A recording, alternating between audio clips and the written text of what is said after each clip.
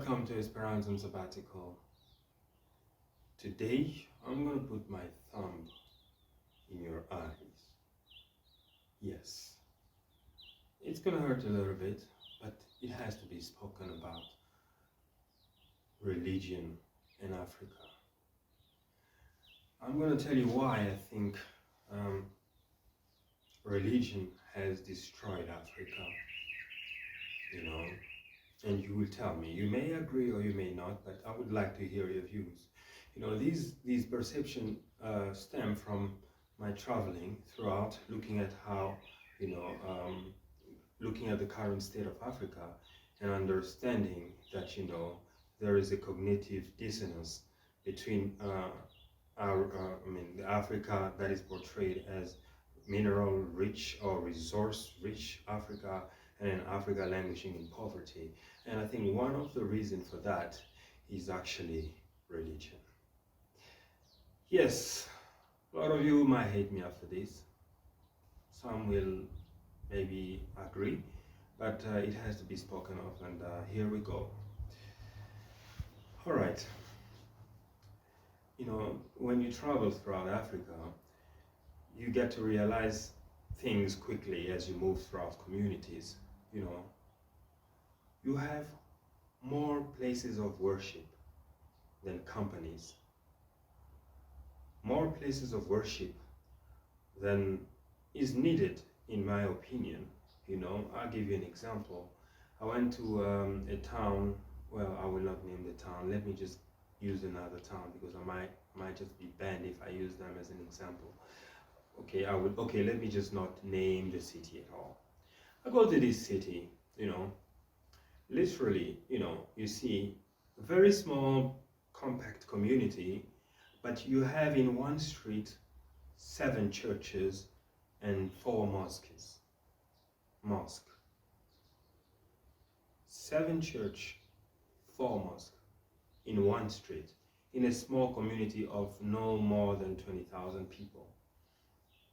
And then the irony is that you go to other places, you find beautifully erected structures, you find buildings, you find like expensive buildings.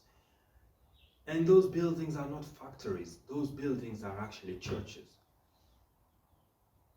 Very good. It's good to worship, it's okay to worship. But the question that I ask, and the reason why I'm saying that religion has done a disservice to Africa is, Africans are giving, they support the religion, they support their churches, mosques, and you name them, they do support. But what are they getting in return from these places? That's my question. Because yes, you are entitled to a place of worship, you are entitled to support and exercise your faith.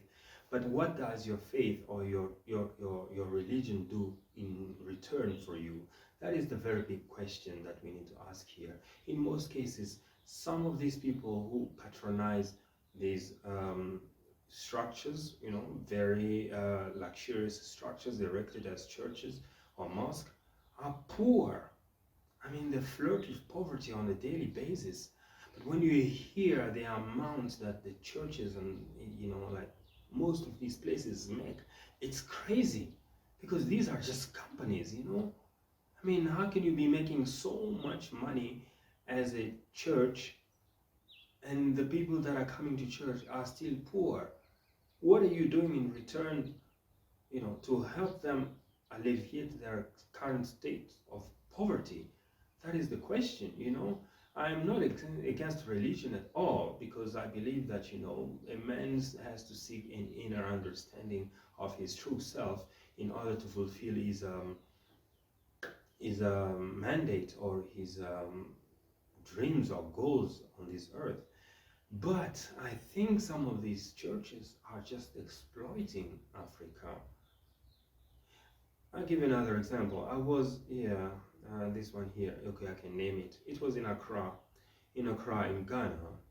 And then, I was passing, we were going in a town called Sawam, we were going to Sawam, it's called Sawam. And then there was this mega structure, like, yes, a big structure. And then that was the church. Beautiful. I was like, oh, indeed, that's great. And then as we drive further down, a few blocks away, there was a big private school, a very big private school. It looked like it was designed and then it costed a lot of money to build. And then I was with a lady in the car. We were actually with quite a few people, and some of them actually very close to me.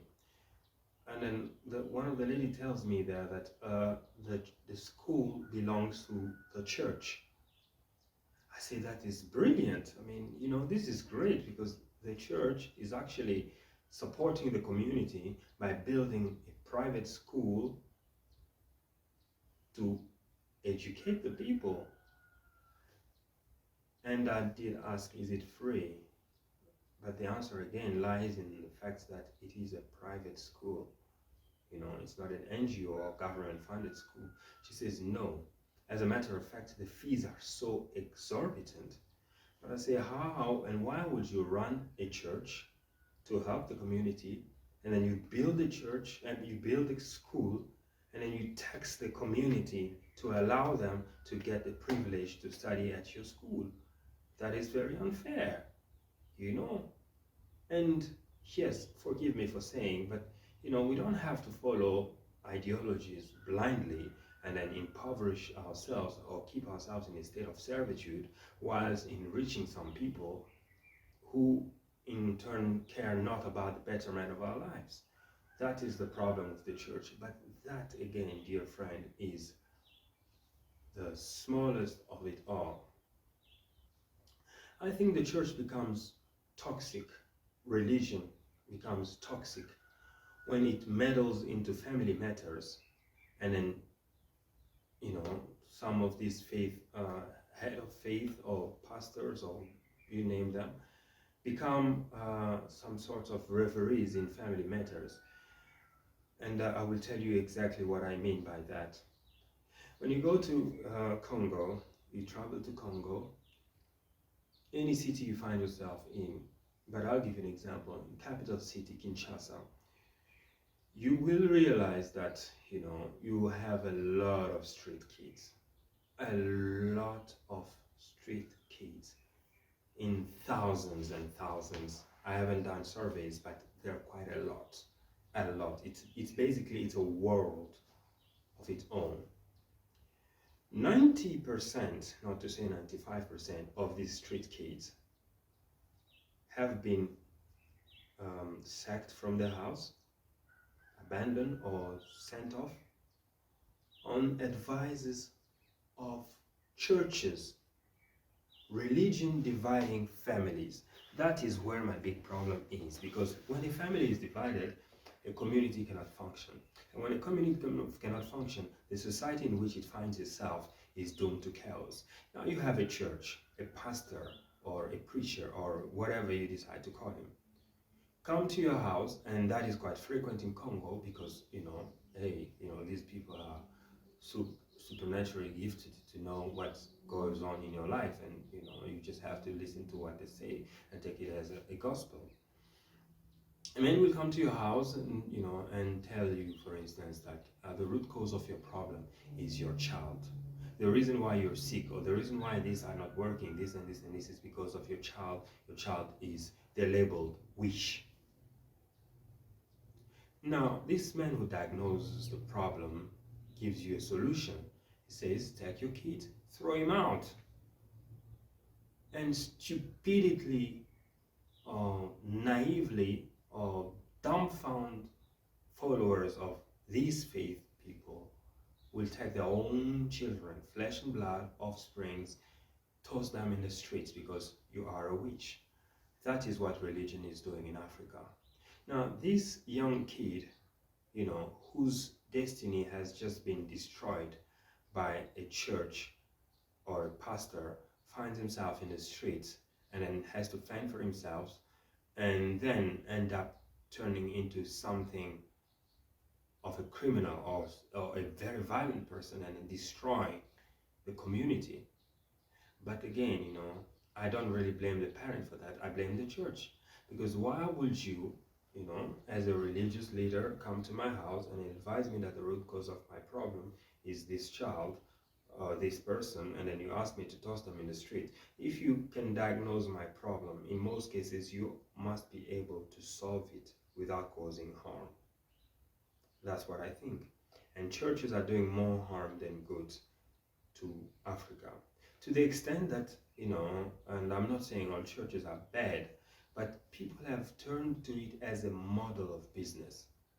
You have people who, decide to start churches because they know it will be a source of income. It has nothing to do with helping the community or helping the people or bettering their lives. It has to do with their own pocket. I will tell you, this is actually a true story, I met with a guy many moons ago, in a country somewhere, and then the guy was suggesting to me, point blank, says, I think, Esperance, if you were to start a church, we will make a lot of money. We will make a lot of money because, I think, people will sit and listen to you, and, that is something that can help us make money. Now, you see the mindset. That is the mindset of most people. And so many of them resort to that. In Africa, to be rich or successful, you have to be a spiritual leader or a politician. You can't be an engineer and be rich in Africa. It's either you're a pastor, religious leader, or you're a politician. And then people are using these routes to make money and exploit the weak.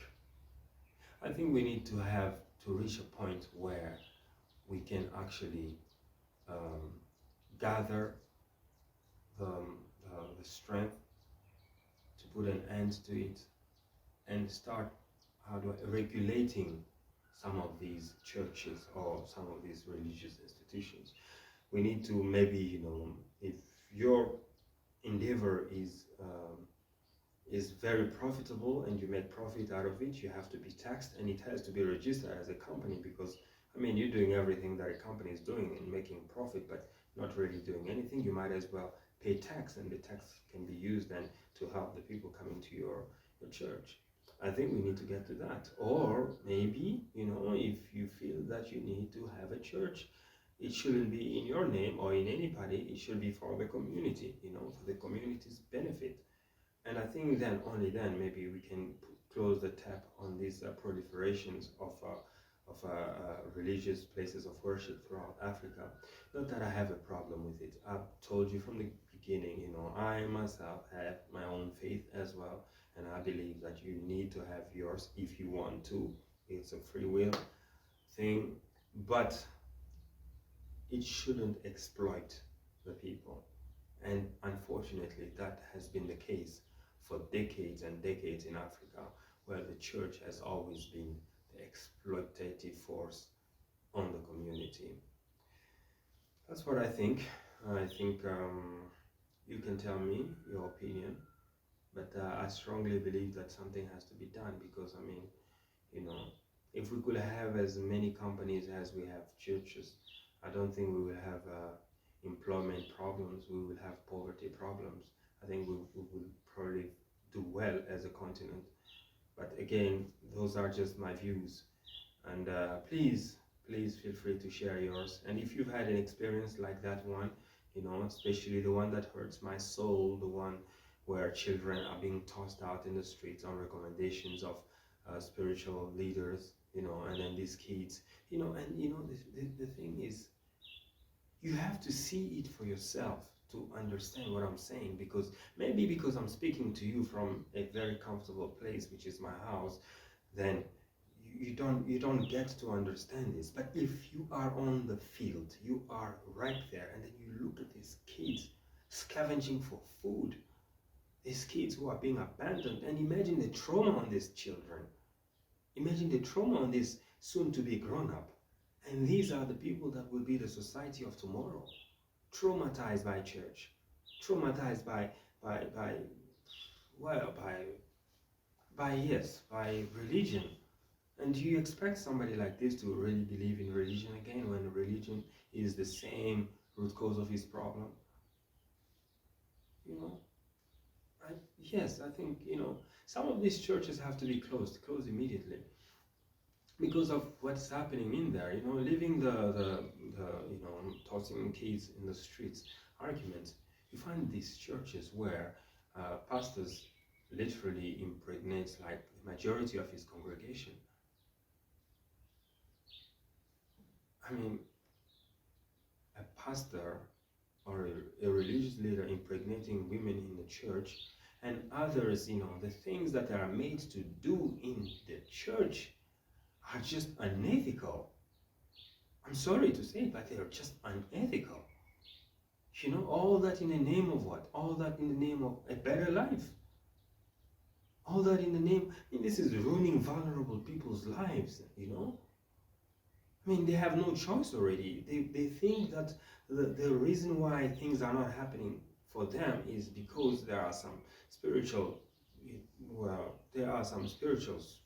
battles happening against them, and then they need to seek, an enlightenment's opinion, and then this is what you resort to as a spiritual leader, exploiting your people financially, emotionally, abusing them, in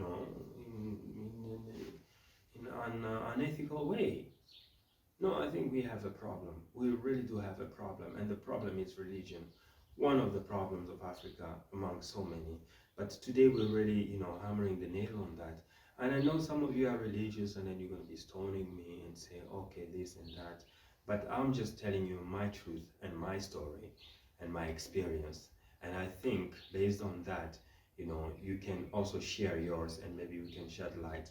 But we need to find a way of solving this problem if we want to have a thriving continent or a better world. Well, that's it for now, and thank you for watching. Subscribe, like, share, comment. I want to hear from you. I really want to. These are only 4 things that I'm asking you, and yes, thank you very much for watching again. Until next time, take care.